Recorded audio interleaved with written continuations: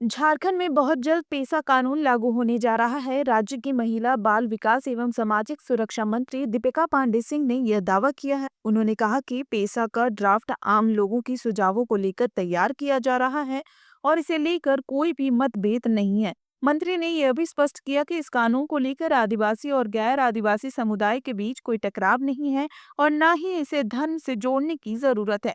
दीपिका पांडे ने आगे बताया कि पेसा कानून को 5वीं अनुसूची के तहत लागू किया जाएगा और इसका मकसद ग्राम सभाओं को सशक्त बनाना होगा।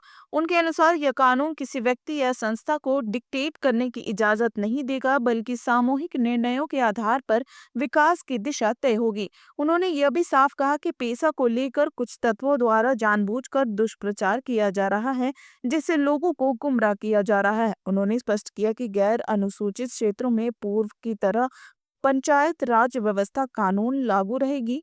मंत्री ने मनरेगा के भुगतान से जुड़ी बड़ी घोषणा करते हुए यह भी कहा कि केंद्र सरकार ने मनरेगा मद को 280 करोड़ रुपए की बकाया राशि का भुगतान कर दिया है। हालांकि अब भी 500 करोड़ रुपए की राशि बकाया है। 4 जिलों में भुगतान की ट्रायल प्रक्रिया पूरी हो चुकी है और अगले एक हफ्ते में 400 करोड़ रुपए के सामग्री मद का भुगतान भी कर दिया जाएगा।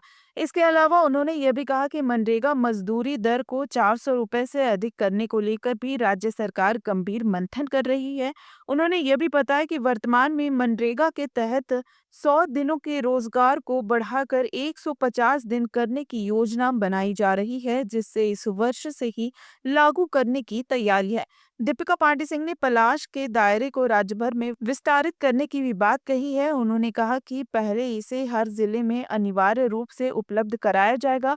लक्ष्य यह है कि राज्य के हर दूसरे दुकान पर पलाश के उत्पाद सहज रूप से उपलब्ध हों और किसी विशेष सीजन तक सीमित ना रहे, ताकि लोग इसे जब चाहें खरीद सकें। बिहार में एनपीआर और एसआईआर को लेकर चल रही प्रक्रिया पर भी मंत्री ने केंद्र सरकार पर सवाल उठाए हैं। उन्होंने पूछा कि चुनाव से ठीक पहले इतनी जल्दी एसआईआर करने की जरूरत क्यों पड़ गई है। उन्होंने आरोप लगाया कि यह प्रक्रिया कहीं न कहीं वोटर लिस्ट से कुछ लोगों को हटाने की कोशिश का हिस्सा लगती है।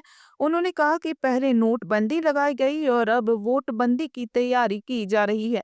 दीपिका पांडे सिंह ने सुझाव दिया कि अगर केंद्र सरकार को नई प्रक्रिया लागू करनी थी, तो वह उन राज्यों में शुरू करती जहां हाल फिलहाल चुनाव नहीं हो रहे हैं। उनका इशारा स्पष्ट तौर पर बिहार में जल्द होने वाले विधानसभा चुनाव की ओर भी था।